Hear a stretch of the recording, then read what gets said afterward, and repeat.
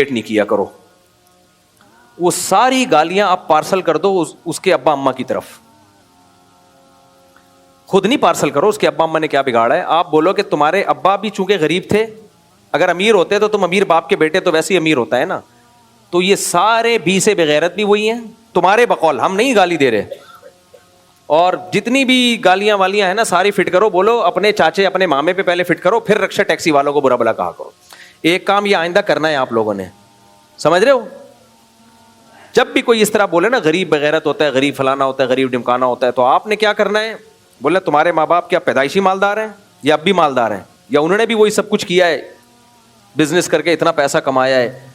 نہیں کمایا تو سب سے پہلے یہ گالیاں تمہارے ابا اماں کو جا رہی ہیں. ایک بات. نمبر 2, جب وہ بولیں کہ بزنس جو ملازم کرتا ہے وہ بغیرت ہوتا ہے, وہ باس کے جو ہے وہ چمچہ ہوتا ہے وغیرہ ہوتا ہے, تو ان کو بولو کہ جتنے یہ تانے ہیں نا سب سے پہلے اپنی فیکٹری اور اپنے بزنس میں جو ملازمین ہیں ان کو جا کے سنایا کرو. یہ کمبخت آپ کو غربت کے تانے دے دے کے مار دیں گے ڈپریشن سے. میں بھی اس کا قائل ہوں کہ بزنس کرنا چاہیے, لیکن ہر شخص کے مقدر میں بزنس نہیں ہوتا. بزنس کرنے والے کو بھی تو بزنس کو رن کرنے کے لیے ملازمین چاہیے. یہ تو اللہ کی تقسیم ہے بھائی. ہر آدمی اگر بزنس کر کے مالدار بننا شروع ہو جائے تو امیر غریب کی تقسیم جو پورا نظام کائنات اس پہ چل رہا ہے وہ ختم ہو جائے گی. میں نے ایسے دیکھے ہیں, امیر گالیاں دے رہا ہے ایک بندہ اور غریب کو برا بلا کہہ رہا ہے, اور کہہ رہا ہے تم ملازم کرتے ہو اور باس کے چمچے بنے ہوئے ہو, اور خود اپنے ملازمین اس کے ملازمین فیکٹریوں میں نا ڈھکن لگا رہے ہیں یا کچھ کام کر رہے ہیں. تو ان کو بولو یہ سارا بیان پہلے ان ملازمین کو سمجھاؤ, کیونکہ ملازم غریب ہی ہوتا ہے, وہ پیسے والا ہوتا اپنی فیکٹری نہ لگا لیتا.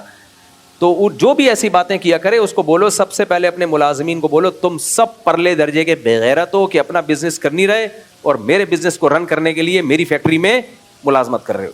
اس لیے ان لوگوں کو اپریشیٹ نہ کیا کریں, اس کے سائڈ افیکٹ بہت ڈینجرس ہیں. ہماری قوم ویسے ہی, کراچی کا تو حالات آپ دیکھ لو, ویسے ہی لٹے پٹے, کبھی ڈمپر کچل کے جا رہا ہے, کبھی گٹر کے ڈھکن سے بندہ گر کے مر رہا ہے. حکمرانوں نے بیڑا غرق کیا ہوا ہے ہمارا, اوپر سے تانے بھی سننے کو ملے. اس سے لوگوں کی ڈپریشن میں اضافہ ہوتا ہے. یہ موٹیویشن کا خاندانی طریقہ نہیں ہے. اور یہ بھی ایک بات ذہن میں رکھو, کچھ لوگ غریب تھے, پیسہ نہیں تھا ان کے پاس, آپ کو غربت کے تانے دے دے کے انہوں نے اپنے کورس بیچ دیے اور پیسے والے ہو گئے. آپ کو بولا غریبو غریبو غریبو غریبو تم لوگ بزنس ہی کرتے, آپ نے کہا کیسے کریں, یہ میری کتاب ہے نا, کورس ہے, خریدو. غریبو خریدو. غریبوں نے بے وقوف بن کے خریدا, غریب کا غریب ہی رہا, جس نے بیچا وہ کیا بن گیا, کروڑ پتی بن گیا. اور جب ایک دفعہ بن گیا تو پھر ظاہر ہے پھر تو وہ پیسے سے پیسہ چھاپتا رہتا ہے. تو اس لیے یہ بہت بری الفاظ ہیں یہ. غریب ہمارے پیغمبر بھی تھے, موسیٰ کلیم اللہ بھی کیا تھے, غریب تھے. ابراہیم علیہ السلام بھی کیا تھے, غریب تھے. پیغمبروں میں اکثریت غریبوں کی ہے, علماء میں بھی اکثریت کس کی ہے, غریبوں کی ہے. مدارس میں جا کے دیکھو, زیادہ تر علماء بڑے بڑے علامے غریب مسکین ہیں. تو لیکن دین کی خدمت میں لگے ہوئے ہیں اب سب کچھ وقف کر کے. ہاں بار بار ایک بات میں کہتا ہوں, وہ غریب جو اپنی سستی سے غریب ہے, اپنی کاہلی سے غریب ہے, اس کو تانے دینے چاہیے. لیکن آپ تو سبھی کو رگڑ رہے ہو یار, تو سبھی کو رگڑ رہے ہو. جو اپنی سستی کی وجہ سے غریب بنا ہوا ہے, ایسے بھی غریب ہیں, ماں باپ پہ بوجھ بنے ہوئے ہیں, کرتے نہیں ہیں, وہ بزنس کر سکتے ہیں پھر بھی ملازمت کر رہے ہیں, تو ٹھیک ہے ان کو, لیکن فرق تو ہونا چاہیے نا. تو اور ان کو بھی اعتدال کے ساتھ موٹیویشن کے لیے. ایک آدمی اگر غربت پہ راضی ہے, وہ کہہ رہا ہے یار مجھے نہیں شوق ہے پیسہ کمانے کا, میرا آرام سے گزارا ہو رہا ہے, میں سکون سے مرنا چاہتا ہوں, ٹھیک ہے, اس کو ہم ترغیب دیں گے بھائی دوسروں کے لیے کما لے, کل حالات خراب ہو گئے بھیک نہ مانگنی پڑے. لیکن پھر بھی شریعت نے اس کو آزاد رکھا ہے. ہر ایک کو شوق نہیں ہوتا, کچھ لوگ ایسے ہوتے ہیں یار ہم سکون سے زندگی, ہمیں حساب زیادہ دینا پڑے گا. تو وہ آدمی کی لائف ہے, وہ جیسے مرضی گزارے بھائی. سمجھ میں نہیں آ رہی میرا خیال ہے بات.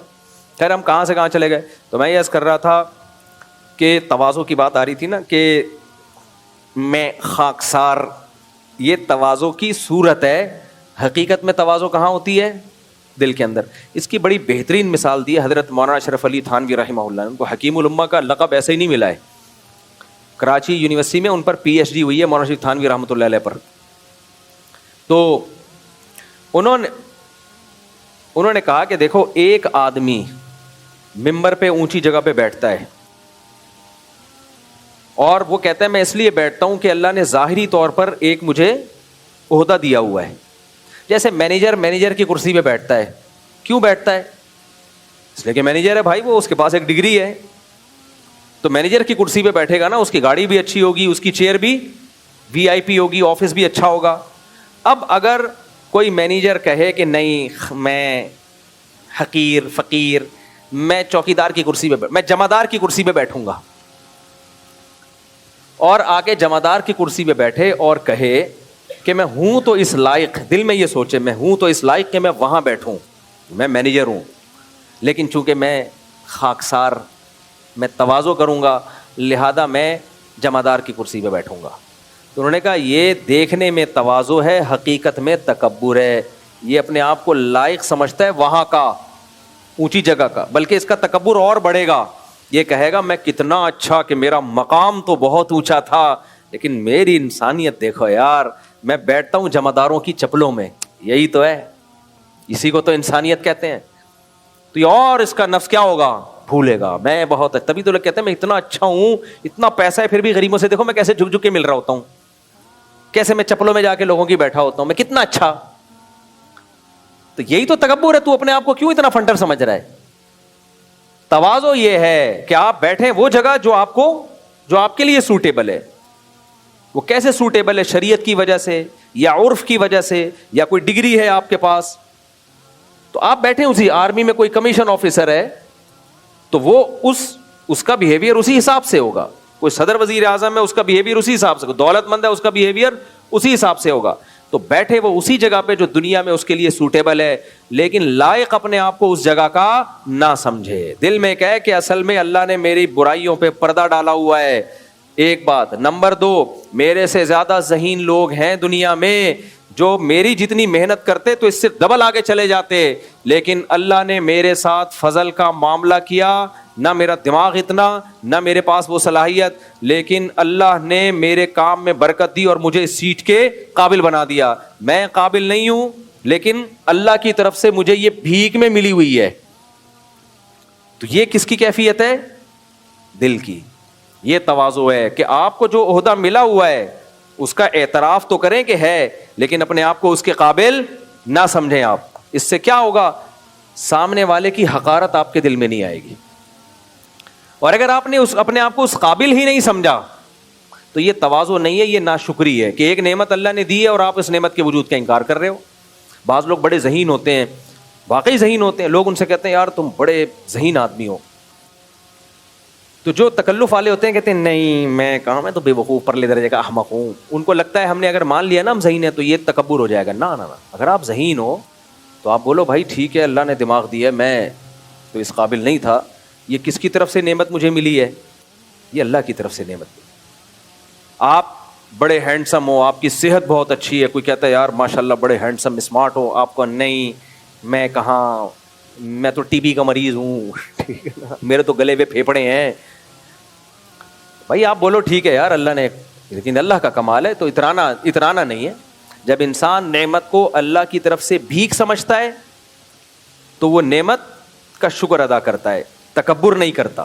میں بار بار اس کی ایک مثال دیتا ہوں کہ کوئی فقیر آپ کے گھر میں آیا دھوتی بنیان میں, میلا کچیلا, نہ کھانے کو روٹی نہ پہننے کو کپڑا. آپ نے اس کو واش روم میں لے جا کے نہلا دیا ڈیٹول سے, اس کے دانت وانت صاف کروا دیے ڈینٹسٹ سے, گٹکے کے نشانات ختم کر دیے, 3 پیس سوٹ ٹائی پہنا کے خوشبو چھڑک کے آپ نے اس کو بولا تشریف لے جائیں اور آئندہ اسی حلیے میں گھومنا.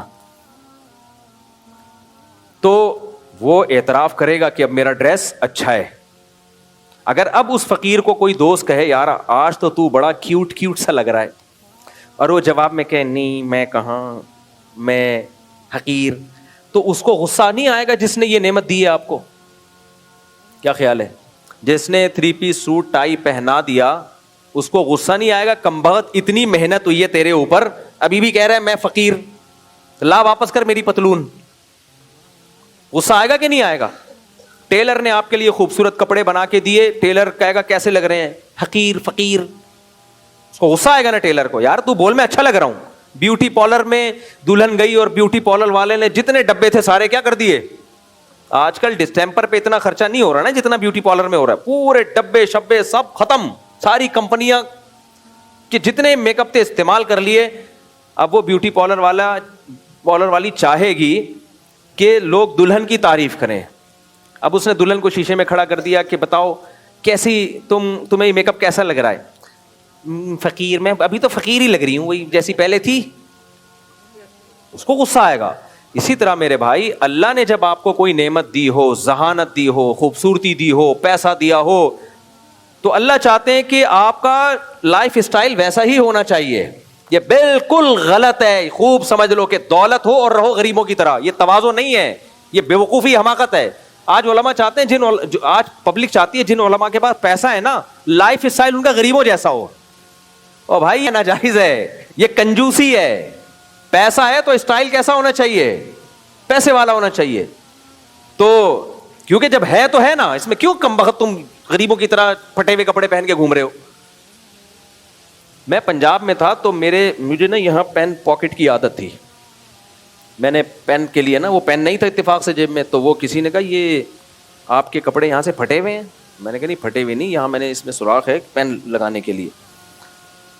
کہتے ہیں اچھا, میں سمجھا سنت کی وجہ سے پیوند لگایا ہوا ہے آپ نے. سنت کی وجہ سے کیا لگا؟ کپڑے پھاڑ کے پیوند لگائے ہوئے, کیونکہ پیوند زدہ کپڑے پہننا سنت. میں نے کہا بھائی اگر پیوند زدہ کپڑے پہننا سنت ہے تو پھر تو 2 چادریں ہوں, اور پھر چپل بھی جو نبی کی چپل تو بہت سادہ تھی, پھر خوراک بھی. ہم کیا نبی کی والی خوراک کھا سکتے ہیں؟ ایک ٹائم کھایا, اگلے ٹائم بھوک, اور جو کھایا وہ بھی ایک ڈش, کبھی کھجور کھا لی, کبھی جو کھا لی, بس یہ. تو نبی صلی اللہ علیہ وسلم کے جسد اطہر پہ جو آپ کا جو لباس تھا اس پہ پیوند اس لیے تھے کہ آپ اچھا لباس خریدنے کے آپ کے پاس پیسے نہیں تھے. آپ کہہ سکتے ہو کیوں نہیں تھے؟ اس لیے کہ نبی نے اپنے لیے غربت کو پسند کیا تھا, تو آپ رکھتے ہی نہیں تھے پیسے. کیا مطلب؟ صبح پیسہ آیا, شام سے پہلے سارا پیسہ صدقہ. بچا ہی نہیں ہے کہ کوئی اپنے لیے نیا جوڑا خریدیں. تو اتنا ظرف اگر ہمارا ہے کہ ہم پیسے, نبی مالدار ہو کے بھی آپ نے مسکینی اختیار کی ہے نا, پیسہ رکھا ہی نہیں ہے. صبح آیا تو شام سے پہلے سارا کیا ہو گیا؟ خرچ. تو نبی نے تو اپنے لیے یہ لائف اسٹائل منتخب کیا ہے. کیوں کیا؟ یہ شریعت میں اس کا حکم نہیں ہے. اگر حکم ہوتا تو سب صحابہ کو آپ اسی طرز زندگی کا حکم دیتے, یہ اسلام کا حکم ہوتا. کچھ چیزیں پیغمبر کے ساتھ خاص ہیں, اس میں ہمیں نبی کو فالو کرنے کا حکم نہیں ہے, بلکہ اجازت بھی نہیں ہے کہ ہم نبی کو فالو کریں. کیا مطلب؟ کچھ چیزیں نبی کے ساتھ خاص ہیں. ہم روزہ رکھتے ہیں صبح صادق سے لے کے غروب آفتاب تک, سورج غروب ہوتے ہی ہم پر لازم ہے کہ ہم افطار میں جلدی کریں, مگر نبی نے تو 24 گھنٹے کا روزہ رکھا ہے.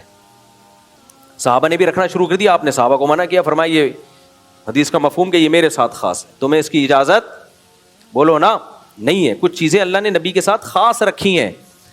4 سے زیادہ شادیوں کی اجازت کس کو تھی؟ پیغمبر کو تھی. ہمیں اور آپ کو ہے نہیں. اس میں حکمتیں تھیں, مصلحتیں تھیں, اللہ نے آپ کو اجازت دی. اسی طرح بغیر مہر کے نکاح میں اور آپ نہیں کر سکتے, نبی کو اجازت تھی.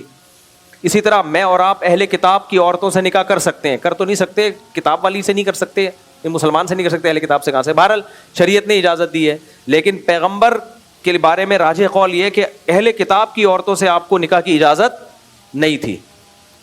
تو بہت سارے حکام میں نبی کو خاص کیا گیا ہے, بہت سارے نہیں, چند حکام میں. تو انہی میں ایک یہ حکم بھی ہے کہ نبی کا نیند سے نبی کا وضو نہیں ٹوٹتا. ہم اور آپ سو جائیں تو وضو ٹوٹ جاتا ہے ہمارا. اسی طرح ایک قول کے مطابق نبی پر تہجد کی نماز بھی فرض تھی. بعض علماء اس کے بھی قائل ہیں, ہم پر تہجد کی نماز فرض نہیں ہے. نبی کے لیے صدقہ لینا کیا تھا؟ حرام تھا نبی کے لیے. زکوٰۃ یا جو صدقات واجبہ ہوتے ہیں نبی کے لیے بھی اور نبی کی آل و اولاد کے لیے بھی. میرے اور آپ اگر غریب ہو جائیں تو حرام ہے ہمارے لیے. بہت سے غریب تو چلی اسی پر ہیں, کیا خیال ہے؟ تو چند چیزوں میں نبی کی وجہ, نبی کی وراثت تقسیم نہیں ہوتی. نبی صلی اللہ علیہ وسلم کے دنیا سے جانے کے بعد آپ کی وراثت تقسیم نہیں ہوئی ہے, کیونکہ نبی نے کہہ دیا, فرما دیا زندگی میں, نحن معشر الانبیاء لا نورث درہما ولا دینار, ہماری وراثت تقسیم نہیں ہوگی.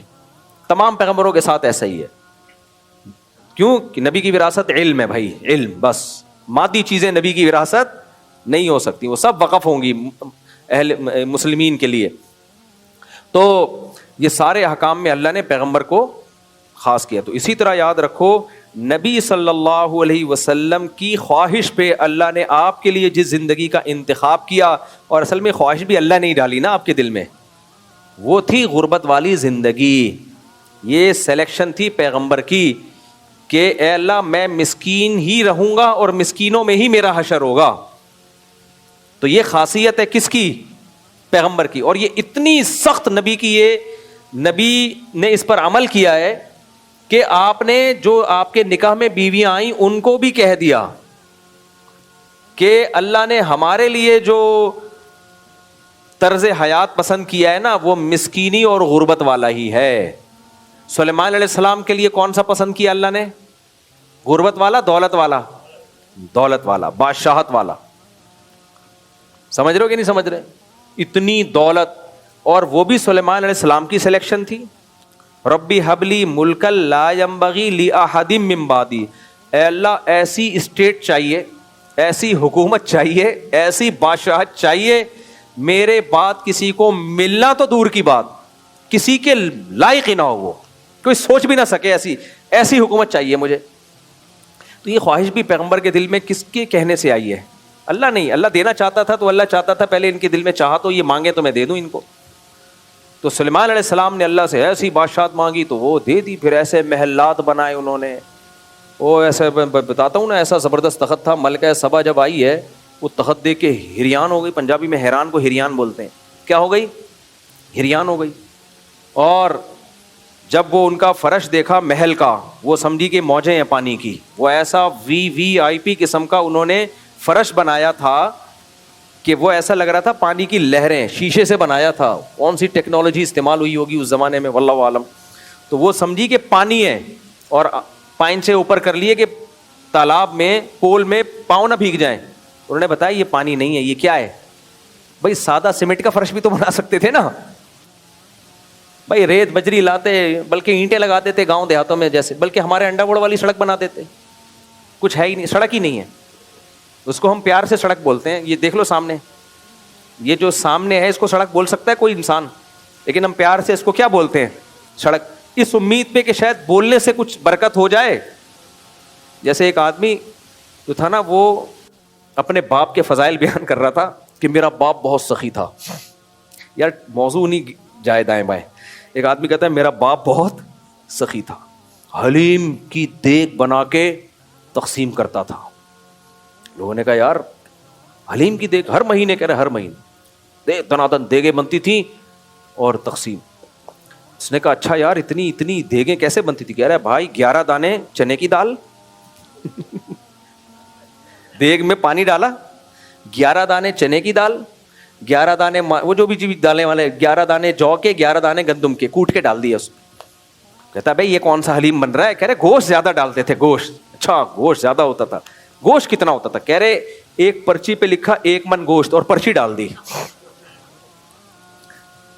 اسی سے ٹیسٹ آ جاتا تھا. پرچی کے بھی کہتے ہیں نا لوگ, کہتے ہیں اثرات ہوتے ہیں, تبھی تو اسے تعویذوں میں پڑھتے ہیں لوگ. پرچی ڈال دی, اسی سے ٹیسٹ آتا تھا, اور وہ دے دنادن. تو واقع آگے بھی ہے, لیکن وہ آگے پھر وہ مزیدار نہیں. وہ کہتے تھے بانٹتے کیسے تھے؟ کہتے تھے وہ فلیٹوں میں بانٹتے تھے, تو اس میں طریقہ یہ ہوتا تھا کہ ہیلمٹ پہن کے نا اس میں بم ڈالا, وہ بم سے دیکھ پھٹی اور وہ دھڑ دھڑ دھڑ اڑ کے حلیم چاروں طرف گھروں میں پھیل گیا. یہ زیادہ ہو گئی میرا خیال. خیر ٹھیک. تو جتنی پہلے جو پھینکی تھی وہ ہم افورڈ کر سکتے تھے, اس لیے وہ میں نے دلچسپی سنا. اگلی جو ہے نا وہ تھوڑی کیا ہو رہی ہے, وہ لپیٹنے میں آ نہیں رہی ہے, ٹھیک ہے, وہ زیادہ ہو رہی ہے.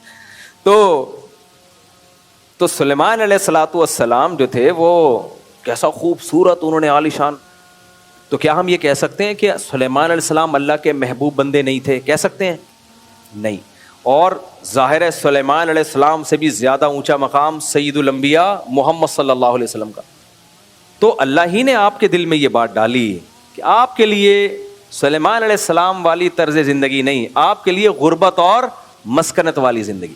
تو اتنی اس میں نبی صلی اللہ علیہ وسلم اس غربت پہ اتنے حریص تھے کہ آپ نے اپنے لیے بھی پسند کیا غربت کو, اور اسی مسکینے کو اپنے گھر والوں کے لیے بھی. جب نبی صلی اللہ علیہ وسلم کے گھر میں راشن ختم ہوتا تھا نا, اور بالکل حالات ایسے کہ حضرت سیدہ عائشہ کیا فرماتی ہیں, 40 دن تک چولہا جلنے کی نوبت نہیں آتی تھی, صرف کھجور پانی پہ گزارا ہوتا تھا. تبھی میں اس سے ایک بات کہتا ہوں, جو خوراک کے بارے میں ڈاکٹر لوگ بولتے ہیں نا, ایکچولی جی یہ بھی کھائیں, پروٹین کے لیے یہ کھایا کریں, پھر آئرن کے لیے یہ کھایا کریں, پھر ایکچولی انسان کو ایک بیلنس ڈائٹ میں انسان کو اتنے انڈے بھی روز چاہیے. یوٹیوب پہ آ رہے ہوتے ہیں روزانہ 5 انڈے کھائیں, صحت کے لیے ضروری, اتنا ملک ایکچولی ضرور کریں آپ اگر پیسے دیے اللہ نے. یہ سب چوچلے ہیں پیسے والوں کے لیے, اتنے بادام, اتنے پستے, ڈرائی فروٹ اور وغیرہ وغیرہ. غریب آدمی کو بالکل ٹینشن لینے کی ضرورت نہیں. غریب میں سافٹ ویئر ہی الگ ٹائپ کے لگے ہوئے ہوتے ہیں.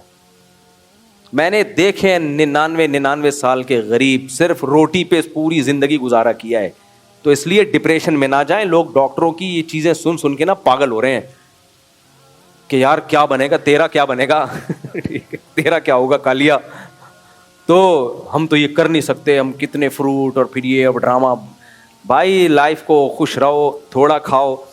تو ہم تو دیکھتے ہیں سیدہ عائشہ فرماتے ہیں, میں ڈاکٹروں کی نفی نہیں کر رہا, وہ سب صحیح کہہ رہے ہوتے ہیں, لیکن یہ سب جب جیب میں کیا ہو, پیسہ ہو, پھر اس کی بات ہے. جب نہیں ہے تو جو ہے یار کھا لے. اللہ یہ خوراک کا معاملہ اتنا, میں نے اس پہ اتنی ریسرچ کی, آپ کی سوچ ہوگی. میں اس میڈیکل سائنس میں بہت دلچسپی لیتا ہوں. اتنے ڈاکٹروں کو سنا ہے میں نے کہ شاید ہی کسی مولوی نے اتنے ڈاکٹروں کو, حکیموں کو سنا ہو. اس کا خلاصہ یہ نکلتا ہے کہ بہت سارے علاقے دنیا میں ایسے ہیں جہاں وہ خوراک نہیں کھائی جا رہی جو ڈاکٹروں کے مشورے ہیں. عمریں 99 سال ہو رہی ہیں کم بختوں کی. ابھی ایک انگریز نے ریسرچ کی ہے, دنیا بھر میں فلاں علاقے میں لوگ کی عمر 90 سال 95 سال فلاں میں, تو ان کی خوراکوں پہ اس نے کہا کہ یار کیا کھا رہے ہیں. پتہ چلا ہر ایک کی ڈیفرنٹ ہے, ہر ایک کی کیا ہے. تو خود اس کا تجزیہ کہ بھائی یہ فیصلہ کرنا نا کہ کون سی خوراک سے آپ 100 سال جیئیں گے, یہ کوئی یقینی طور پہ نہیں کہہ سکتا. تو یہ کوئی یقینی نہیں کہہ سکتا. وہ کہہ رہے ہیں وہ کچھ لوگ پروٹین بہت ضروری ہے ہماری باڈی کے لیے, ڈاکٹر کہتے ہیں, بالکل صحیح کہتے ہیں, لیکن کچھ ویجیٹیرین ہوتے ہیں 100 سال آرام سے نکال لیتے ہیں, سلم اسمارٹ بھی رہتے ہیں. ایک ڈاکٹر نے ایک ویڈیو بنائی کہ دیکھو جو ویجیٹیرین ہیں ان کی توندیں کیسے نکلی ہوئی ہوتی ہیں. بن مانس ہے نا, وہ ایک بندر کی ایک قسم ہے, وہ سبزیاں کھاتا ہے, تو ایسے توند نکلی ہوئی ہے اس کی, عجیب سا ٹیڑھا میڑھا ہوا ہے. اور جو گوشت کھو رہے ہیں ہینڈسم سلم اسمارٹ. تو مجھے کسی نے بھیجی, دیکھو یار ویجیٹیرین کا یہ حال ہوتا ہے. میں نے کہا ٹھیک ہے, اللہ نے پیسہ دیا, گوشت کھاؤ. ہماری شریعت بھی گوشت کو فوکس کرتی ہے, ہر موقع پہ گوشت ہی ہے. لیکن یہ نا کہ جس کے پاس گوشت کے پیسے نہیں ہیں وہ یہ توند دیکھ کے بندر کی کہ یار یہ گوشت. میں نے کہا ہرن کی مثال کیوں نہیں دی, وہ گوشت خور ہوتا ہے یا وہ ویجیٹیرین ہوتا ہے؟ وہ گھاس پھوس ہی کھاتا ہے, کیا اسٹائل ہے اس کا. چیتے سے زیادہ تیز بھاگ رہا ہوتا ہے وہ, تبھی تو بن رہا, تو چیتے نے جنگل کو ختم کر دیا ہوتا. 10 ہرنوں کے پیچھے چیتا بھاگے گا تو ایک ہاتھ قبضے میں آئے گا, کیونکہ ہرن بھی ہرن ہے بھائی. دیکھے نا, ہم کہتے ہیں نا اس کو میں نے جب سے قرضہ دیا ہرن ہو گیا, وہ بندہ ہرن ہو گیا, حالانکہ ویجیٹیرین تھا وہ. قرضہ آپ دو, چاہے ویجیٹیرین ہو, فل کارب ڈائٹ کھاتا ہو, اتنی اسپیڈ سے قرضہ لے کے غائب ہوگا. آپ کو ہوگا کہ یار میں خام میں گوشت پہ گزارا کر رہا ہوں, مجھے بھی آلو اور چاول کھانے چاہیے. اتنی اسپیڈ بڑھ جاتی ہے اس کی. تو وہ سب تحقیقات اپنی جگہ درست ہیں, لیکن ان سے ڈپریشن میں نہ آیا کرو. اللہ نے ہر شخص کی باڈی میں ایک سافٹ ویئر انسٹال کیے ہوئے ہیں. باڈی میں جو بھی جاتا ہے نا, باڈی اس حساب سے اپنی مرضی کی چیزیں نکال لیتی ہے, وہ خود کشیدتی ہے. وہ ایسا سسٹم بنایا ہوا اللہ تعالیٰ نے. تو اس لیے بہت زیادہ ڈاکٹروں کی یوٹیوب کی تحقیقات میں نہیں آیا کرو, تھوڑا بہت آیا کرو. جیب میں پیسے ہیں تو ٹھیک ہے بھائی, پھر لو کارب ڈائٹ بھی کھاؤ. ویسے تو بس ایک بات کر دوں, اپنی خوراک سے نا چینی کم کر دو, بس بیسک چیز, گھوم پھر کے یہی آؤ گے. میٹھا کیا کر دو اپنی زندگی سے, اور یہ بیکری آئٹم اور میٹھا ختم کر دو بس. یہ تو فرض عین ہے. اس کے بعد پھر جس کو اللہ نے, اس کے لیے پیسہ نہیں چاہیے, اس کے لیے تو پیسہ یعنی پیسہ نہیں ہوگا تو یہ کام آسان ہوگا. جب چینی شارٹ ہوئی تھی نا مارکیٹ سے, تو ٹی وی پہ خبریں آ رہی تھی, غریب آدمی کہاں سے چینی خریدے, ہائے ہائے ہائے غریب آدمی کیا کرے گا, مفتی صاحب بیان کرو. میں نے کہا بہت بہترین موقع مل گیا غریب کو چینی چھوڑنے کا. چینی کو سونے کے بھاؤ کر دینا چاہیے. چینی کو کیا کر دینا چاہیے؟ سونے کے بھاؤ، بہت فائدہ مند چیز، اس کو سستی نہ کرواؤ، اس کو مہنگا ہی کرواؤ چینی کو. خیر، تو کہاں سے کہاں بات چلی گئی؟ تو وہ میں عرض کر رہا تھا کہ سید الانبیاء صلی اللہ علیہ وسلم کے لیے ایسی غربت کا انتخاب کیا گیا کہ آپ کو حکم، آپ کی یہ طبیعت بنائی گئی کہ آپ نے بھی مسکینی والی زندگی گزارنی ہے اور اپنی ازواج 40 دن گھر میں چولہا نہیں جل رہا. تو امہات المومنین نے پھر کیا کیا؟ نبی سے مطالبہ کیا کہ بھائی آپ جو مال غنیمت میں حصہ آتا ہے ہمیں اتنا حصہ دیں وغیرہ وغیرہ، جس کی تفسیر میں ہمیں ڈیٹیل ملتی ہے. تو ہمارے نبی نے کیا فرمایا؟ دیکھو ہمیں حکم کیا دیا ہمارے نبی نے کہ اپنے گھر والوں کو عاشروہن بالمعروف، قرآن کہتا ہے عرف کے مطابق کیسے معاملہ چلانا ہے ان کے ساتھ. عرف جس اسٹینڈرڈ کی آپ کی گھر والی کی لائف شادی سے پہلے کی تھی، پوری کوشش کر کے کم سے کم وہ اسٹینڈرڈ آپ نے اس کو دینا ہے. اب کوئی کہے دیکھو نبی کی جب ازواج نے نبی سے مانگے پیسے تو نبی نے کیا فرمایا کہ تعالینا امتعکن واسرحکن سراحا جمیلا. ٹھیک ہے، اب مال غنیمت میں مال آئے گا تو میں تم سب کو اچھے خاصے پیسے دوں گا، لیکن اس کے بعد اسرحکن سراحا جمیلا، سب میرے نکاح سے کیا ہو جائیں گی؟ آزاد. سمجھ میں آ رہی ہے بات؟ ان کو اختیار دے دیا ڈیورس کا. کیا آپ کے پاس اب یہ آپشن ہے کہ یا تو اسی غربت میں گزارا کریں جیسا میں ویسے ہی آپ نے بھی، ایک دن کھانا ہوگا ایک دن کھانا نہیں ہوگا. چولہا کبھی جل گیا تو قسمت ہے، نہیں جلا. سمجھ میں آ رہی ہے بات؟ تو روزہ رکھیں گے. نبی کی کیا سیرت ہے، جب گھر میں آتے امی عائشہ سے پوچھتے کچھ کھانے کو ہے، اگر کہہ دیتی ہاں ہے چلو بھائی لے آؤ کھا لیتے ہیں، اگر کہتی ہیں کہ نہیں ہے چلو روزے کی نیت کر لیتے ہیں. بھائی جب بھوکا پیاسا رہنا ہے شام تک تو روزے کی نیت کر کے ہم ثواب ضائع کیوں کریں؟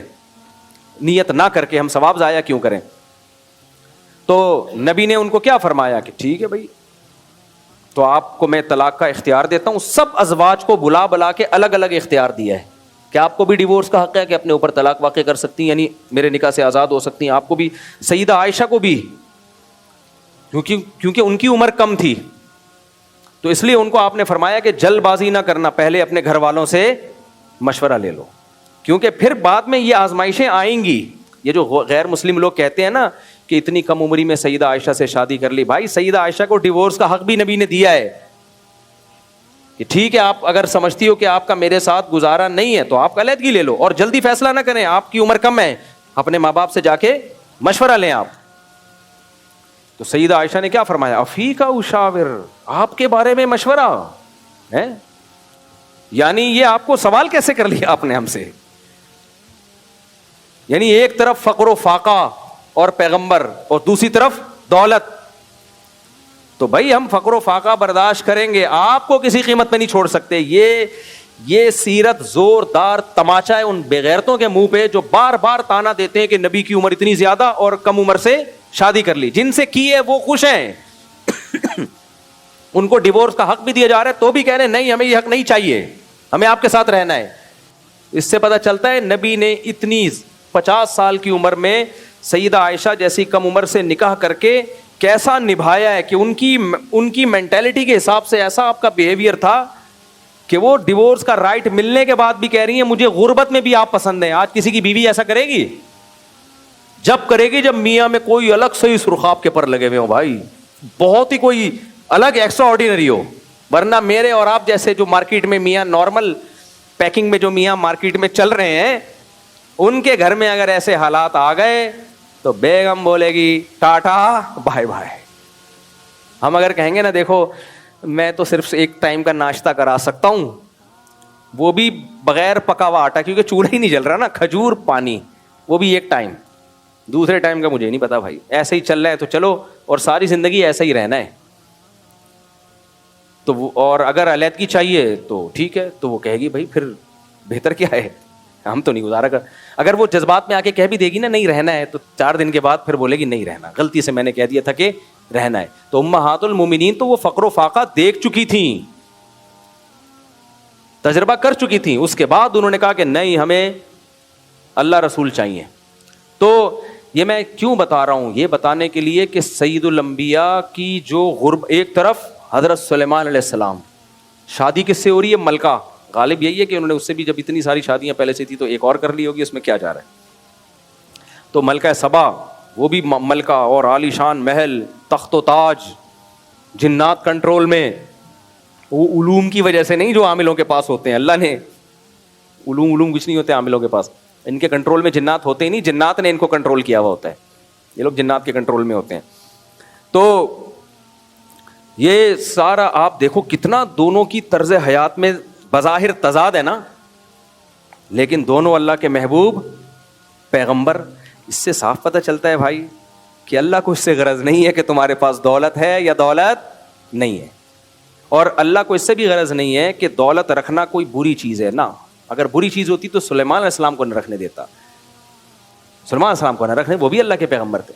تو اور یہ بھی ہمیں پتہ چلتا ہے کہ نبی نے جو اتنی غربت رکھی ہے یہ نبی کی خاصیت ہے، امت کو اس کا حکم نہیں. اگر ہوتا تو حضرت عثمان کے 400 اونٹ تجارت کے مدینہ میں آیا کرتے تھے، نبی ان سے کہہ سکتے تھے عثمان میرے گھر تو فاقے چل رہے ہیں اور تمہارے شام سے 400 اونٹ مدینہ کی زمین کو ہلاتے ہیں، اتنے بڑے بزنس کی تمہیں کیا ضرورت ہے بھائی. تو صحابہ میں بڑے بڑے مالدار صحابہ، مغیرہ ابن شعبہ اتنے مالدار تھے، اتنے مالدار کہ انہوں نے نکاح کیا ہے نا 3 دن تک ولیمے کا لنگر چلایا ہے. 3 دن. ہمارا ولیمہ کیسے ہوتا ہے؟ ادھر ہی آ جاؤ، ہمارے گھر بھی نہ ہو، یہاں آ کے بیت الخلا بھی استعمال کرو. ویسے ہی اچھا ہو گیا ابھی شادی ہالوں کا جو کانسیپٹ ہے نا، پہلے ایک مہینہ پہلے جا کے پڑ جایا کرتے تھے، بیڑا غرق کر دیتے میزبان کا. نبی صلی اللہ علیہ وسلم نے انتہائی شدید درجے کی غربت کو اپنے لیے پسند کیا. تو یہ کس کی خاصیت ہے؟ نبی کی. اگر یہ اسلام کا حکم ہوتا تو مغیرہ ابن شعبہ کو 3 دن تک لنگر چلانے کی اجازت نہ ملتی. 3 دن لنگر، آپ کو 3 دن لنگر کا مطلب یہ نہیں 3 ٹائم کھانا، دیگیں آ رہی ہیں پک رہی ہیں، آتے جاؤ کھاتے جاؤ، آتے جاؤ، 3 دن تک کھلا رہے ہیں. اور شادیاں بھی بہت کی تھی انہوں نے، تو ایک شادی پہ یہ لنگر تھا تو باقی یہ پیسہ کہاں سے؟ چندے کا پیسہ تھا یہ سارا کوئی مال غنیمت کا تھا؟ نہ، ان کا بزنس تھا، کاروبار تھا. نبی نے ان کو منع نہیں کیا. ویسے بھی کیسے نبی منع کرتے بھائی؟ کیونکہ مسلمانوں کو جب جہاد میں چندے کی ضرورت ہوتی تو مالدار صحابہ تو دیتے تھے. بلکہ آپ نے فضیلت سنائی، آپ نے فضیلت سنائی کہ ذالک فضل اللہ یؤتیہ من یشاء. صحابہ نے، غریب صحابہ نبی کے پاس آئے، یا رسول اللہ ذهب اہل الدثور بالاجور. جو مالدار صحابی ہیں وہ اجر میں ہم پہ آگے نکل گئے.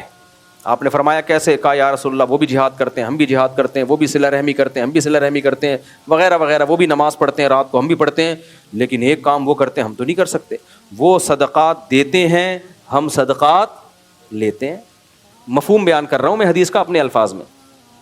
تو شریعت میں لینے والے کو کوئی ثواب ملتا ہے؟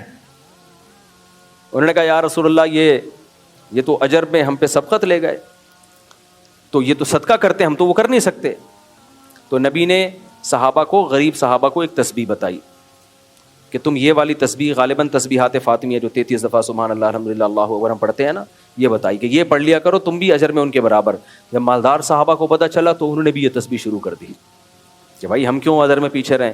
تو پھر نبی کے پاس جب صحابہ نے آ کے بتایا، جو مساکین تھے، کہ یا رسول اللہ وہ تسبیح انہوں نے بھی شروع کر دی، پھر ہم سے اجر میں آگے ہو گئے. تو آپ نے کیا فرمایا؟ ذالک فضل اللہ یؤتیہ من یشاء. وہی اللہ کا فضل ہے جس کو چاہے دے دے. اب اللہ نے ان کو دولت دے کے آخرت میں بھی آگے کر دیا تو ابھی اللہ کی مرضی ہے. اب پھر یہاں غریب احساس کمتری میں جائے گا. بھائی احساس کمتری میں اس لیے نہ جاؤ کہ دولت آنے کے بعد صحابہ والے کیفیات رہتی نہیں ہیں. یہ تو صحابہ تھے، دولت آئی تو انہوں نے صدقہ بھی شروع کر دیا، ذکر بھی، تہجد بھی. آپ کے پاس جب دولت آ گئی نا، اگر آ جائے اللہ کرے، لیکن آنے کے بعد بگڑنے کے چانس زیادہ ہیں، نیک بننے کے چانس کم ہیں. شراب، کباب، لڑکیاں، یہ سب عیاشی غریبوں کے شوق نہیں ہیں. غریب تو گٹکے کے پیسے بیچارہ تنخواہ جوڑ جوڑ کے جمع کرتا ہے. میں اکثر ایک غریب کا واقعہ سناتا ہوں. وہ گٹکا، نسوار، سگریٹ، پان، چاروں چیزیں کھاتا تھا. ہمارا کلاس فیلو تھا تو گٹکے کی بو آتی تھی اس کے منہ سے. ایک دن کیا ہوا، صرف نسوار پہ آ گیا. تھا اردو اسپیکنگ، لیکن صرف کس پہ آ گیا؟ میں نے کہا خیریت آپ اتنے نیک کہ باقی تینوں چیزوں سے توبہ کر لی؟ کہہ رہے توبہ نہیں کی، پیسے ہی نہیں ملتے یار ابا کی طرف سے اتنے کہ چاروں چیزیں خرید سکوں. اس بار کہہ رہے سستی ہے. میں نے کہا چلو ابا نے کم پیسے دے کے اس پہ احسان کیا ہے.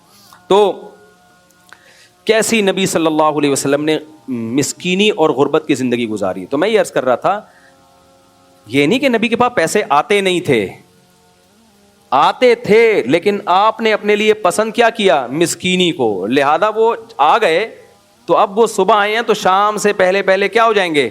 خرچ. اور آپ کی ازواج نے بھی یہی طرز زندگی، صبح آئے تو شام سے پہلے خرچ.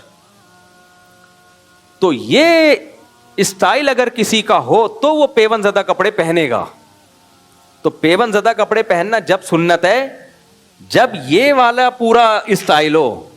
حدیث میں نبی ہی نے حکم دیا، ان اللہ یحب ان یرا اثر نعمتہ علی عبدہ. اللہ نے جب کسی کو کوئی نعمت دی ہو تو اس کے لباس پوشاک سے وہ نعمت جھلکنی چاہیے. تو کوئی نعمت دی ہو تو اس سے پتہ چلتا ہے اگر عالم کے پاس یا کسی شخص کے پاس پیسہ ہے تو یہ جو تواضع پہ میں نے بات شروع کی تھی نا، پھر یہ تواضع نہیں ہے پیسہ بہت ہے لیکن خاکسار فقیر. کیوں فقیر بول رہے اپنے آپ کو؟ کمبخت جب تیرے پاس اتنا پیسہ ہے. نہیں میں فقیر، ہاں اللہ کے در کا فقیر بولے تو ٹھیک ہے، میں عاجز. اور پھر وہ گدھے کی سواری پہ جا رہا ہے، پھٹی ہوئی پٹ پٹی موٹر سائیکل رکھی ہوئی ہے اس نے، اور جو ہے وہ کچھ بھی نہیں ہے اس کے پاس، غریبوں جیسا حلیہ بنایا ہوا ہے. تو یہ تواضع نہیں ہے، یہ تواضع کی صورت ہے. دیکھنے میں لگے گی یہ تواضع، حقیقت میں یہ ناشکری ہے. کیونکہ شکر زبان سے بھی واجب ہے اور اپنے عمل سے بھی واجب. زبان کا شکر کیا ہے؟ اللہ کا دیا میرے پاس بہت کچھ. عمل کا شکر کیا ہے؟ دیکھو نظر بھی آ رہا ہے اللہ کا دیا ہے. آپ نے کسی فقیر پر احسان کیا، اس کی اچھی فوٹ پٹلون ٹائی اسپرے کر کے لگا دیا کہ یار دیکھنے میں اب تو لگے میرا دوست ہے نا تو اچھا لگے. اس نے جا کے وہ شاپر میں رکھا، دوبارہ چڈی بنیان میں دھوتی بنیان میں آ گیا. آپ نے کہا یہ کیوں؟ کہہ رہے ہیں یار مجھے اس میں نا تکبر پیدا ہو رہا تھا. تو وہ آپ کیا بولو گے؟ پھر واپس کر دے، پھر شاپر میں نہ رکھ، وہ مجھے واپس کر دے.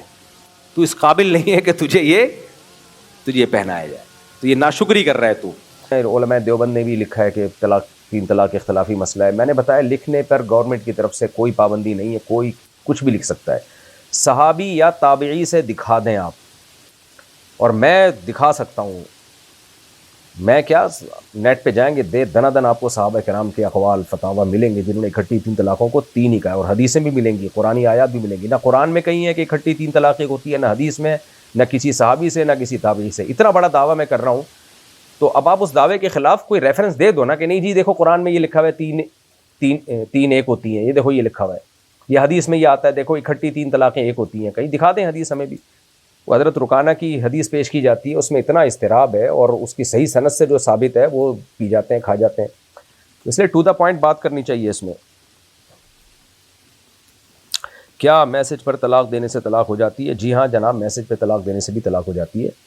اگر میسج میں اپنی بیوی کو طلاق دی ہے اور اس کا نام لے کے یا اس کی طرف نسبت کر کے یا اس کو میسج بھیجا ہے طلاق لکھ کے، تو اس طرح سے ہو جاتی ہے طلاق.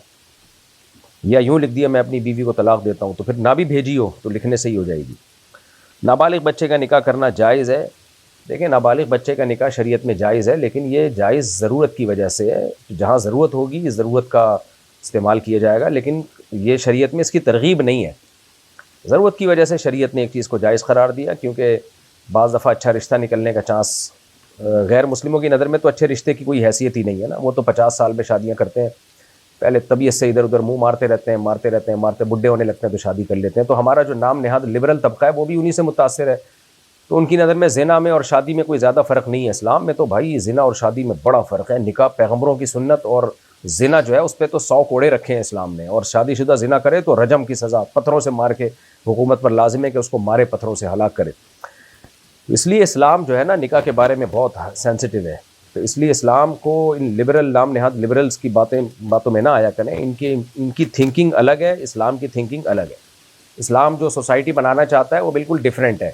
اور یہ ہمارے نام نہاد لبرلز لوگ ہیں جو سوسائٹی بنانا چاہتے ہیں، یہ گدے گھوڑوں والی، کتوں بلوں والی سوسائٹی بنانا چاہتے ہیں. ان کے یہاں فیملی کی کوئی حیثیت ہے نہیں. اور آپ دیکھ لیں آپ بڑے بڑے گھروں میں جا کے اب ان میں بھی کتے بلے ہی آ رہے ہیں بچوں کی جگہ. جیسے انگریزوں میں بچوں کی جگہ کتے پالنے کا رواج بہت زیادہ ہے، تو اب ان میں بھی یہی ہو رہا ہے، اس پہ فخر بھی کر رہے ہیں۔ ابھی کچھ دن پہلے خاتون کی ویڈیو آئی ہوئی تھی، میری کتے کو ایسا رکھا ہوتا ہے جیسے بچہ بھی ایسے ہیں آج کل مائیں نہیں رکھتی۔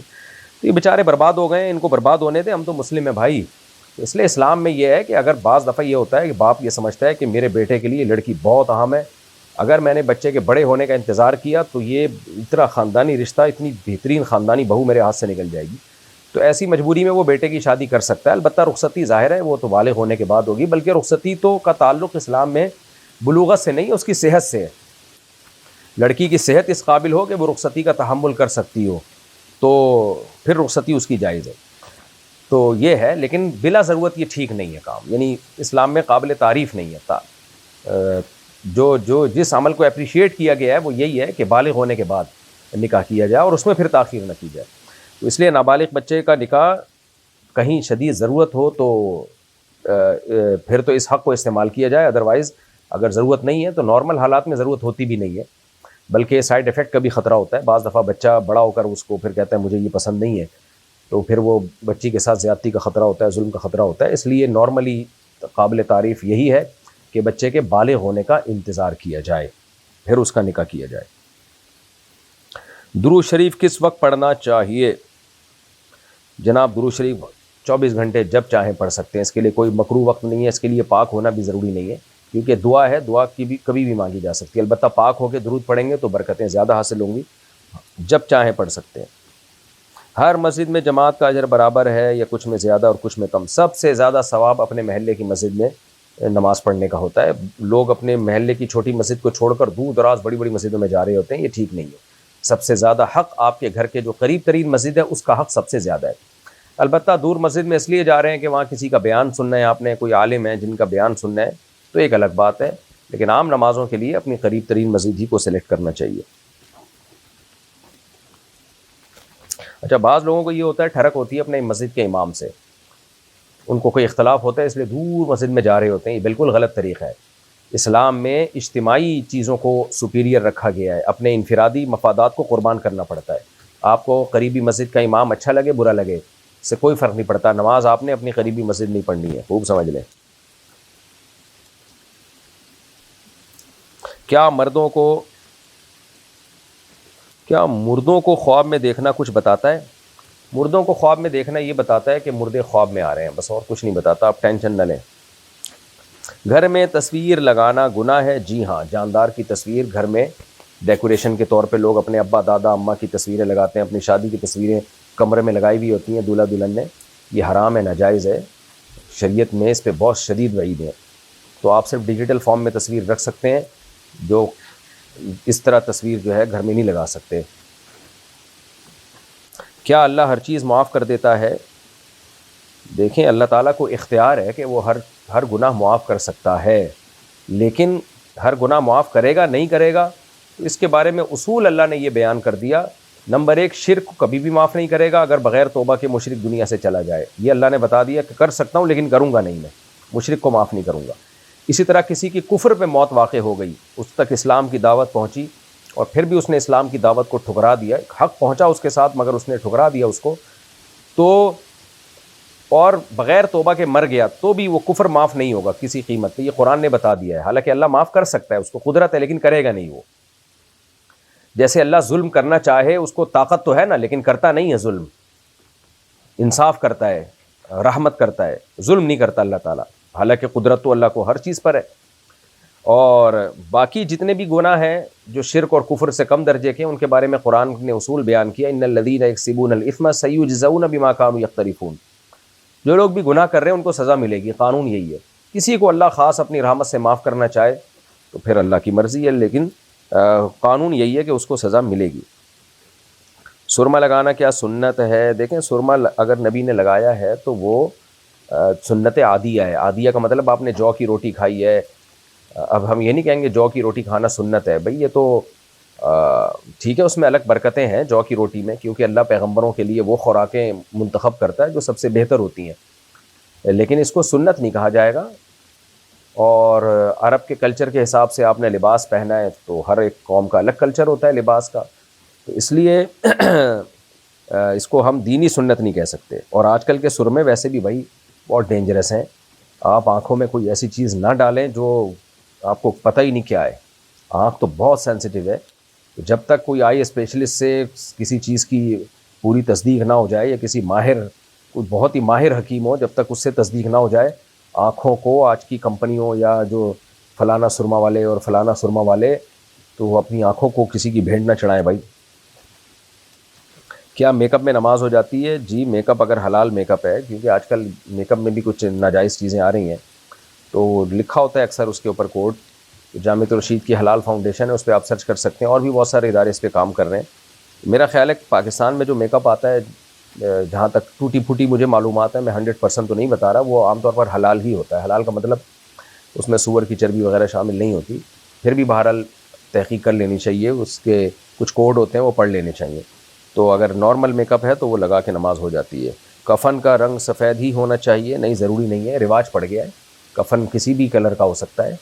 صحابہ کرام میں لازمی طور پر سفید کفن کا رواج نہیں تھا, جو کپڑا میسر تھا وہ پہنا دیا کرتے تھے. البتہ نبی صلی اللہ علیہ وسلم نے ترغیب دی ہے کہ سفید لباس کو, اور اس میں کفن میں بھی سفید کو آپ نے ترغیب دی ہے. تو اس لیے مسلمانوں میں سفید لباس کا, سفید کفن کا رواج ہے, لیکن یہ لازمی نہیں ہے. جو میسر ہو, چادر لپیٹ کے میت کو کفن پہنا کے میت کو دفن کیا جا سکتا ہے. جو چیز شریعت میں جتنی ہو اس کو اتنا ہی رہنے دینا چاہیے. لیکن بہرحال اب سفید رنگ بھی آسانی سے اویلیبل ہے, تو اس میں کوئی پھڈے وڈے بھی نہ کریں لوگوں سے کہ پتہ چلا آپ نے گلابی رنگ میں دفنانا پسند کر رہے ہیں, آپ وصیت کر دی آپ نے. تو افضل یہی ہے سفید رنگ, تو چلنے دیں اس کو. کیا مردوں کو دعا پہنچتی ہے؟ جی پہنچتی ہے, تبھی تو مردوں کے لیے, میت کے لیے دعا کی جاتی ہے. خاص طور پر اولاد کی دعا والدین کے لیے, یہ تو بہت بہت مؤثر دعا ہے. حدیث میں آتا ہے انسان مر جاتا ہے تو اس کے اعمال ختم ہو جاتے ہیں سوائے 3 چیزوں کے: علم ینتفع به, وہ علم جو چھوڑ کر گیا جس سے لوگ فائدہ اٹھا رہے ہیں, او صدقۃ جاریہ, یا صدقہ جاریہ, او ولد صالح یدعو له, نیک اولاد جو اس کے لیے دعائیں مانگتی ہے. کیا مرنے کے بعد روح واپس آتی ہے؟ کہاں واپس آتی ہے؟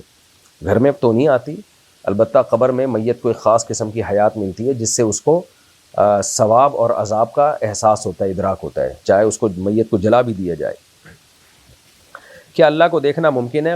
قرآن کہتا ہے کہ دنیا میں اللہ کو دیکھنا ممکن نہیں ہے. حضرت موسیٰ علیہ السلام نے خواہش ظاہر کی تھی مگر نہیں دیکھ پائے تھے. لن ترانی, قرآن نے کہہ دیا تھا یہ ناممکن ہے. تو لا تدرکہ الابصار, نگاہیں اس کا ادراک نہیں کر سکتی, اس لیے دنیا میں یہ ناممکن ہے. البتہ آخرت میں اللہ اپنا دیدار کرائیں گے. کیا مسلمان غیر مسلم کا جنازہ اٹینڈ کر سکتا ہے؟ غیر مسلم کی تعزیت تو جائز ہے, جا کے اس کے گھر والوں کو تسلی دینا یہ جائز ہے. البتہ ان کی جو جنازے کا مطلب ان کی کوئی جو مذہبی رسم ہوتی ہے اس جنازے میں, اس میں شرکت جائز نہیں. کیونکہ غیر مسلموں کی ہر قسم کی مذہبی رسم میں شرکت کی اسلام نے ہمیں اجازت نہیں دی ہے. اب ان کا جنازہ کیسے ہوتا ہے مجھے تو نہیں پتہ کیسے ہوتا ہے. جنازے کا مطلب کیا ہے؟ ایک تو ہوتا ہے دفن میں چلے گئے ان کے ساتھ, جو بھی ان کی تدفین ہے, جو بھی طریقہ ہے, وہ تو کوئی ظاہر دفن تو کرنا ہی ہوتا ہے, تو اس میں بھی شرکت کی گنجائش ہے. لیکن ان کے خاص مذہبی شعار جو ہوتا ہے کہ ہر قوم کی نا تدفین کے وقت اپنی مذہبی رسومات ہوتی ہیں, وہ اس مذہب کے ساتھ خاص ہوتی ہیں, تو ان خاص رسومات میں شرکت ٹھیک نہیں ہے. مسجد میں زکوٰۃ دینا جائز ہے؟ نہیں جناب. کیا جمعے کی کوئی خاص عبادت ثابت ہے؟ نہیں جناب, کوئی الگ سے عبادت ثابت نہیں ہے. البتہ جمعے کے دن درود شریف پڑھنے کی فضیلت صحیح حدیث سے ثابت ہے. جمعے کے دن درود شریف پڑھنے کا ثواب باقی دنوں سے ہمیں زیادہ ملتا ہے. اور حدیث میں یہ بھی آتا ہے جمعے کے دن ایک گھڑی ایسی ہوتی ہے جس میں دعا قبول ہوتی ہے. تو اس میں مختلف اقوال ہیں. بعض نے کہا یعنی راجح قول کے مطابق جو جہاں تک میری تحقیق ہے عصر کے بعد کا وقت ہے, اور بعض نے کہا 2 خطبوں کے درمیان کا وقت, واللہ عالم. سورۃ الفاتحہ کیا ہر رکعت میں پڑھنا فرض ہے؟ نہیں جناب. سورہ فاتحہ امام مالک کے نزدیک تو پوری نماز میں 1 مرتبہ لازم ہے, یعنی 4 رکعتوں والی نماز جو فرض نماز ہے اس کی بات کر رہا ہوں. سنتوں اور نوافل میں تو ہر رکعت میں لازم ہے. فرائض میں امام مالک کے نزدیک صرف 1 رکعت میں, اور امام ابو حنیفہ کے نزدیک 2 رکعتوں میں, پہلی 2 رکعتوں میں. اگلی 2 رکعتوں میں سورہ فاتحہ واجب نہیں ہے, سنت ہے, بہتر ہے, لازم نہیں ہے. لیکن یہ فرض کی بات ہو رہی ہے.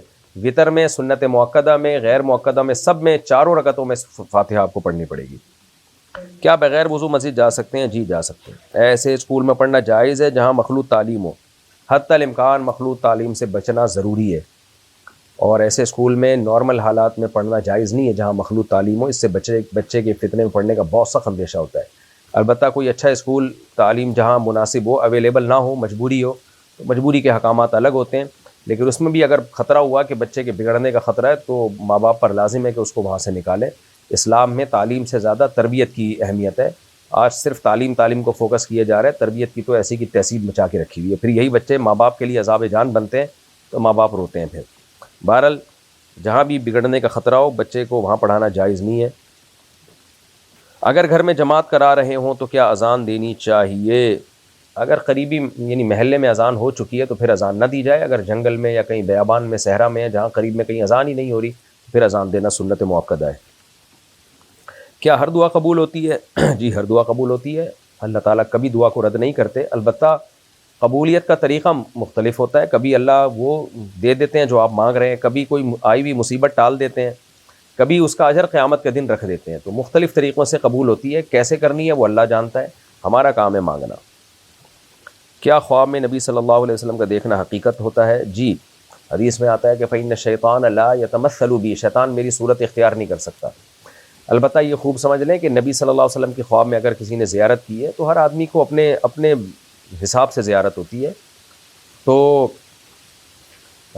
علماء کہتے ہیں کہ اس کے لیے یہ بھی ضروری ہے کہ جس ہیئت پہ نبی صلی اللہ علیہ وسلم کی سیرت منقول ہے اسی ہیئت پہ نبی صلی اللہ علیہ وسلم کی زیارت ہو۔ بعض علماء اس کے بھی قائل ہیں، یعنی جو نبی صلی اللہ علیہ وسلم کا جو خاکہ ہمیں احادیث میں ملتا ہے نا، اسی کے حساب سے ہمیں زیارت ہو تو اس کو مانا جائے گا کہ یہ واقعی نبی کی زیارت ہے۔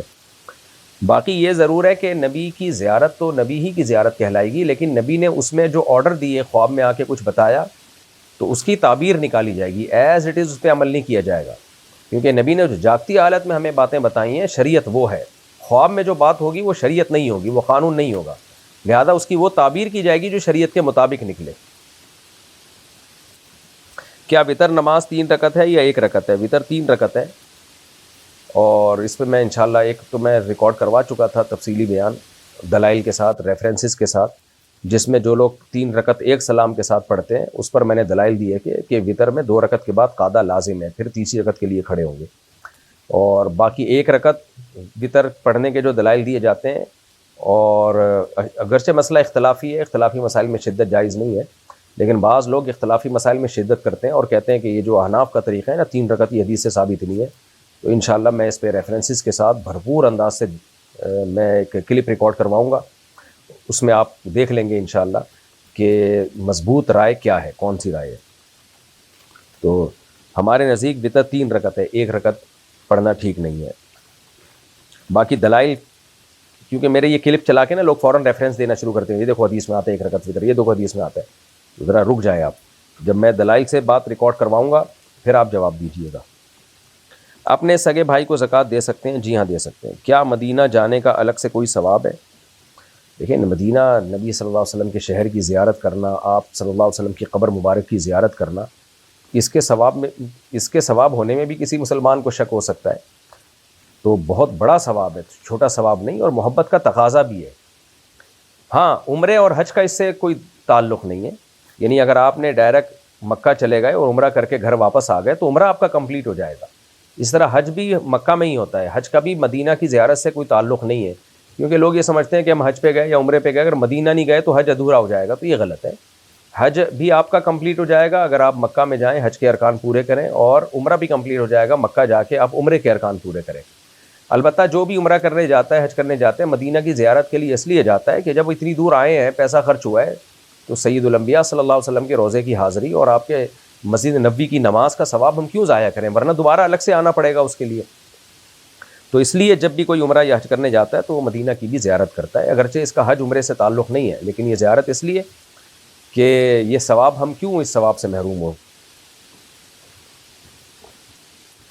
کیا اذان کا جواب دینا ضروری ہے؟ نہیں، فرض تو نہیں ہے، لیکن بے مروتی کی بات ہے کہ اذان ہو رہی ہو اور آپ باتیں کر رہے ہو، کچھ چیزیں واجب نہیں ہوتی لیکن بہت ہی غیر اخلاقی سی ہوتی ہیں، وہ بہت ہی ایک ادب کے خلاف اور سوء ادب سے ان کا تعلق ہوتا ہے کہ اذان ہو رہی ہے اور آپ جو ہے گپے مار رہے ہیں، ہی ہا ہو لگا ہوا ہے، کچھ احترام ہوتا ہے اذان کا، تو اس لیے اذان کا جواب دینا چاہیے، اس بحث میں پڑے بغیر کہ یہ واجب ہے یا نہیں ہے۔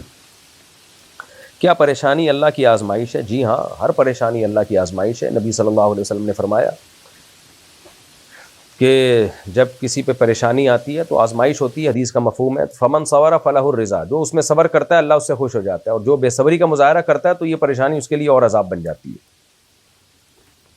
کیا اسلام میں ڈپریشن کا کوئی حل ہے؟ بھائی اسلام ہے ہی ڈپریشن کا علاج، اسلام نام ہی اس چیز کا، اسلام کہتے ہیں امن سلامتی میں لے آنا، آپ کو ہر مصیبت سے امن میں لے آتا ہے، بڑے بڑے غم برداشت کرنا آسان ہو جاتا ہے آپ کے لیے۔ اور اللہ نے ہمیں ڈپریشن سے بچنے کی دعا کیا سکھائی ہے؟ الذین اذا اصابتهم مصیبہ قالوا انا للہ و انا الیہ راجعون، جب بھی اہل ایمان کو کوئی مصیبت پہنچتی ہے کہتے ہیں ہم اللہ ہی کے لیے اور ہم نے اسی کی طرف لوٹ کے جانا ہے۔ تو ہم اللہ کے غلام ہیں بھائی، ہم پہ اللہ کی چلے گی، ہماری تھوڑی چلے گی، اور یہ دنیا مسافر خانہ ہے، ہم نے لوٹ کے جانا ہے اللہ کی طرف۔ تو سفر میں آدمی کو کبھی بیٹھنے کی جگہ ملتی ہے، کبھی پائیدان پہ پاؤں رکھ کے چلا جاتا ہے، یہ سوچ کے یار منزل پہ اتروں گا وہاں میرا ٹھکانہ ہے۔ لیکن اگر آپ اس بس اور ٹرین کو ہی اصل سمجھنا شروع کر دو تو آپ ڈپریشن میں جاؤ گے۔ تو اسلام نے ہی بتایا دنیا مسافر خانہ ہے، اور اس میں ہماری نہیں چلے گی، اس میں اللہ کی چلے گی، تو ہم نے اس پہ صبر کرنا ہے، اور اس صبر پہ اللہ اجر دے گا۔ حدیث میں آتا ہے کہ جب انسان قیامت کے دن کچھ لوگ دیکھیں گے اتنے اونچے اونچے درجات ان کو ملیں گے، وہ کہیں گے اللہ ہم نے تو نیکیاں کی نہیں ہیں، تو اللہ کہے گا فلاں مصیبت میں تو نے صبر کیا، فلاں میں تو نے صبر کیا، تو اس کا یہ اجر میں نے دیا ہے۔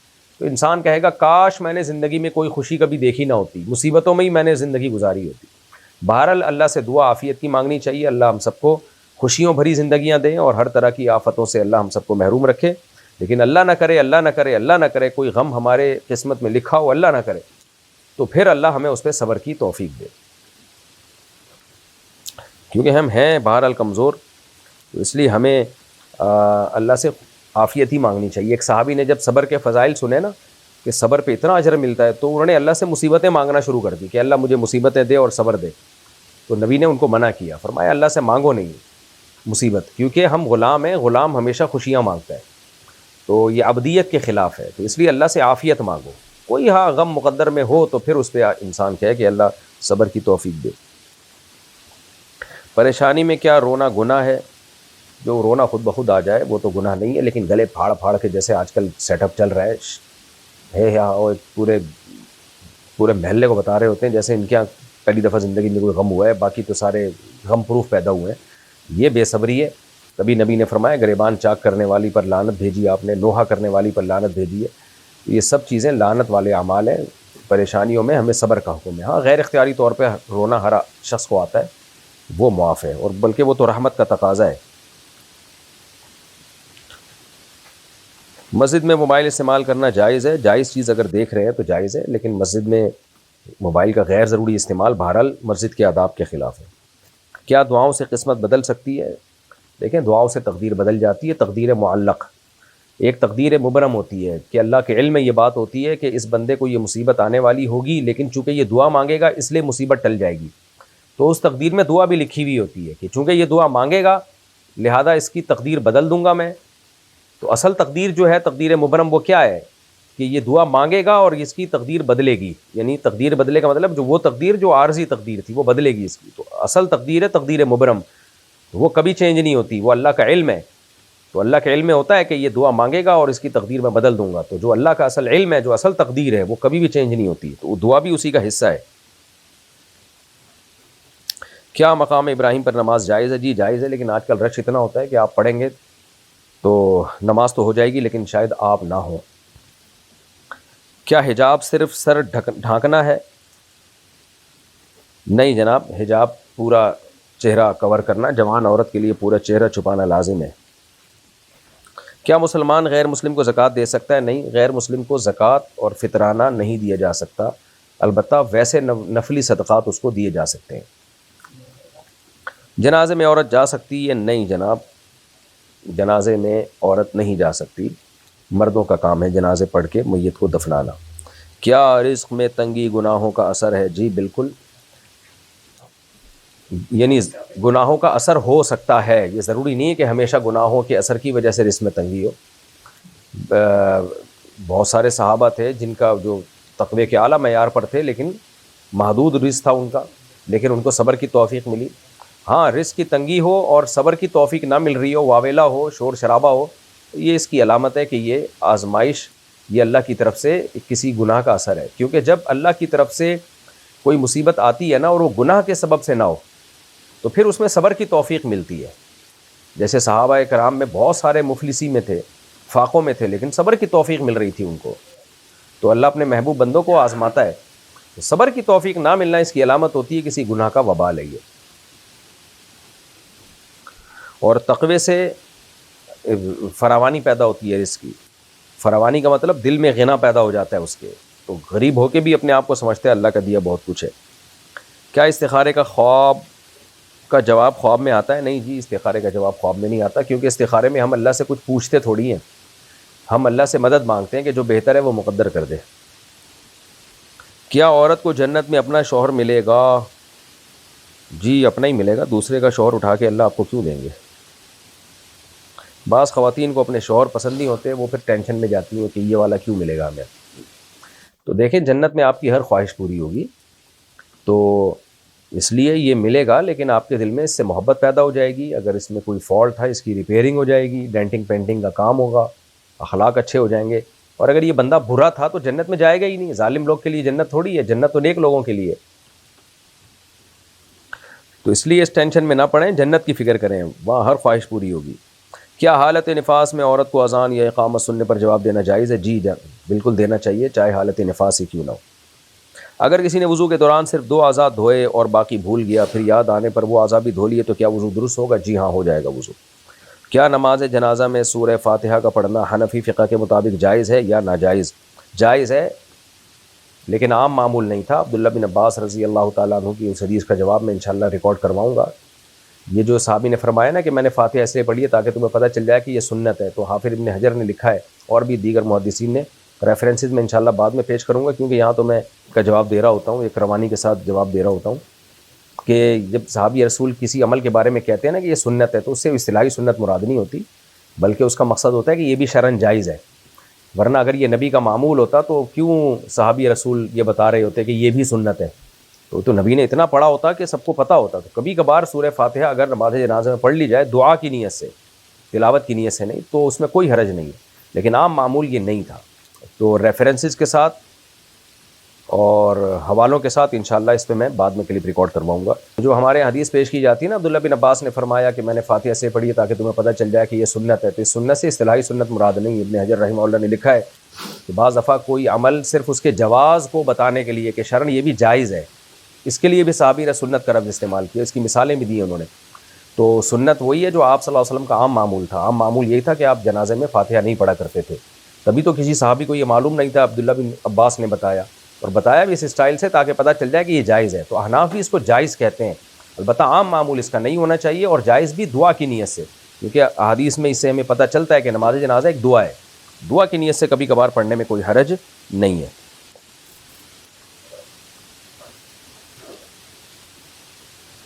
کیا نابینا امام کی اقتداء عام بینا افراد کے لیے صحیح ہے؟